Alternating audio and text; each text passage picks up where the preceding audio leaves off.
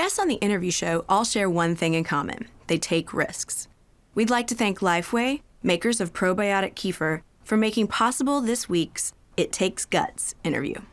My next guest is a documentary filmmaker whose movies include The Interrupters, Abacus, and Hoop Dreams. Here's Steve James. I wanted to have you on in part because I like you, but also we're in this age, it seems, especially in the last, I don't know, several months, where facts, they don't matter. They're done. We're done with them. Yeah.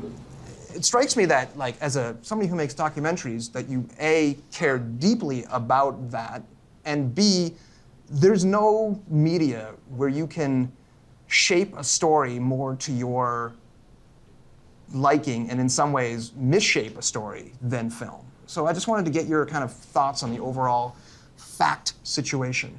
Well, facts have always been a pain in the for me. I mean, I would prefer to just do without them. So, yes, I mean, there's facts and then there's truth.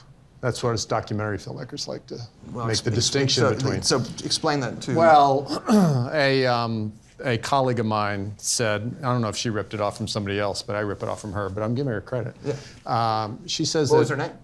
Dana Cupper, who shoots for me a lot. There you go. Credit where credit's due. And Dana likes to say that documentaries are 1,000 lies in the service of the truth. And that's really convenient, isn't it? What does it mean? It means that documentaries are made up of a lot of, manipulations of facts. But, the whole idea is that you arrive at a deeper truth through that process. And, there are a lot of sort of little, little lies in documentary. I'm kind of digging myself a hole here, but no, I get it. But I mean, it's like, when you construct a story, you take certain liberties in order to try to get at the truth. You film something for 2 hours, you boil it down to 2 minutes. You're obviously misrepresenting in a very literal way what happened, but you're hopefully, presenting it in a way that's both, people will watch it, and I've been accused of making long films, so, I don't boil them down enough, I guess. You're not Ken Burns. No, I'm not Ken Burns. I mean, I love Ken Burns. Yeah, no, me too. Yeah, who doesn't love Ken Burns? Who doesn't love Ken Burns here? Yeah. My dream is to make a... I mean, just because his Vietnam thing's probably longer than the war itself. I'm not gonna. Wow, here's where you get public television, documentary filmmakers. Oh, yeah, that's right. Tearing each other down. This is gonna be on, TTW. Yeah. I love this. I want to make a 10-part documentary about Ken Burns. There you go. I'll tell you a funny story about Ken Burns. A few years ago, I went home for my mom's 90th birthday, and my uncle, who's 91 at the time, loves a good stiff martini or two. He corners me in the kitchen, and he goes, Steve, why can't you make more films like Ken Burns? I go, what do you mean, Uncle Phil? He goes, well, I see he makes these films like on Civil War and baseball, and they get a lot of attention, and they really, they really do really well for him. And I'm like, well, gosh, Uncle Phil, I've had a career, He's like, yeah, I know. But Ken Burns, he's got it figured out. So that's, now you see where my, But I mean, there's cynicism towards Ken Burns comes from. But there's a fundamental difference in the types of films that you make, or that any different filmmakers do make. I mean, he's saying, I'm gonna make a movie about baseball. Right. And it's great, but it's about the history of baseball. Right. Whereas your movies, well, how do you choose your topics? Because it's not about, I'm going to make it about the financial crisis. I'm going to make it about one story. This is Abacus, about a bank in Chinatown in New York that's going through all kinds of trouble. Right. That's a fundamentally different way to approach a topic. Well, yeah. I mean, I get caught up in individual people's lives stories, and in the case of Abacus, so since you give me the opening. There you go. Small enough to jail. Small enough to jail.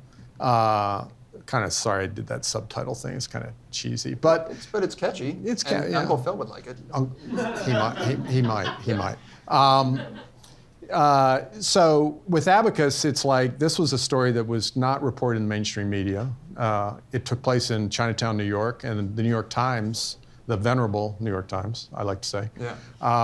They did exactly two stories. Not the failing New York Times. No, that's somebody else says that. That's right.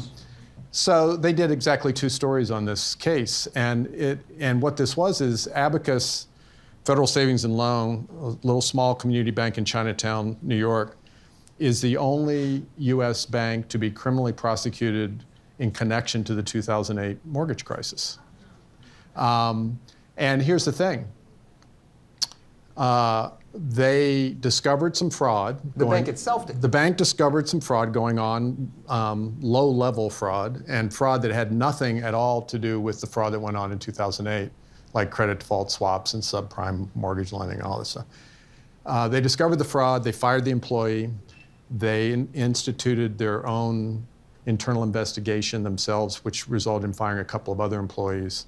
They reported it to the regulators. They cooperated with the DA's office because they thought the DA was going to help them root out any further fraud. And they were rewarded with being indicted as being complicit with the fraud and endorsing the fraud and encouraging the fraud. You're going to tell me to shut up in about 2 seconds, but you've got another project in the works. Yes. I didn't tell you to shut up. No, you didn't. See, we're very polite in your yes. And it's about the town where, I think it's public knowledge, where you live and where I live, the high school, Oak Park River Forest High School. Right. And it's already people are curious because it's a documentary about, what? You tell me. It's a strictly need to know, Mark. It's been in the Wednesday Journal. Oh, well, there you go. They don't even know what the Wednesday Journal is. Everybody knows the Wednesday Journal. Everybody knows. We've lived there for many years. Our kids went to the high school, went through the school, went to the high school.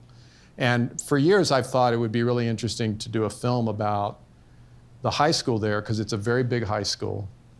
It's a public high school. It's an incredibly well-funded school because the community has a real range of socioeconomic realities, from single-parent families who've clawed their way into Oak Park so their kids can go to that school, to extremely wealthy individuals like Mark, for example. Because this show, especially now with this show, geez, like you got a new couch. We can't let the guests take the mugs because this is the only two we have. Yeah, you can't even afford water or anything. But it evaporated. We had it at one point. So for years, so it's this incredibly well-funded public high school, very diverse, in an extremely liberal, progressive community. We went 90% for Clinton, and the other 10% wasn't for Trump, I don't think. But it's like, and yet for decades, they have struggled to bridge this academic divide between black and white students. And it's something that the community has wrestled with and felt somewhat embarrassed about for many, many years. And so I, of course, wanted to do a film on it. And but I never thought it would be possible, because the community cares so deeply about its image, and it's a well-deserved in many respects image. So I never thought it would be possible to get into the high school and do a film. But then I found out that the school board makes the decision about whether we could do that or not. Not the school, not the principal or the superintendent of the school. And we eventually brought it before the school board, and they, because most of them had not been on the school board that long, they didn't feel, I think, culpable for any of what's gone on over the decades, which they aren't. And so I think they wanted to do something to kind of shake this whole thing up. And so they agreed to let us in over the objection of the superintendent and the principal.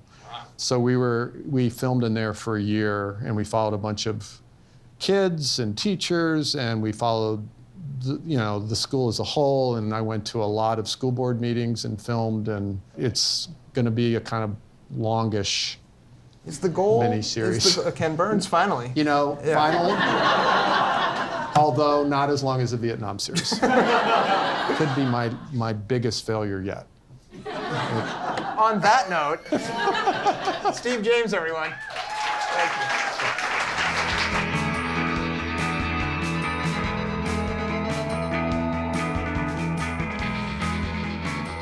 If you want to be a top talk show host, you have to be willing to put in the work ahead of time.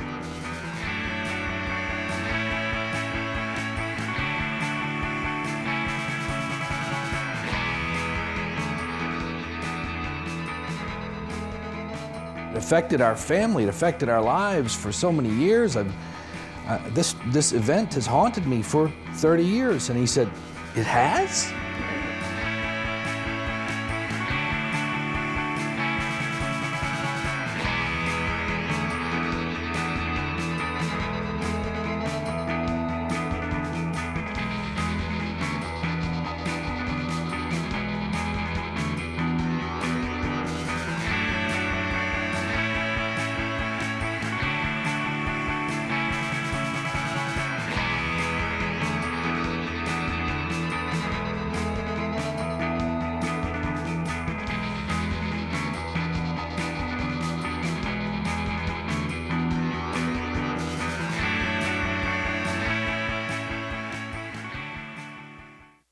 Funding for the interview show with Mark Bazer is provided by Lifeway, makers of Lifeway Kefir and other probiotic products, like their Kefir cups, non-dairy sparkling elixir, and supplements. Lifeway, love your guts. Visit lifewaykefir.com.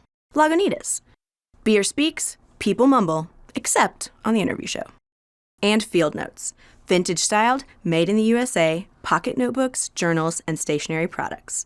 Visit fieldnotesbrand.com.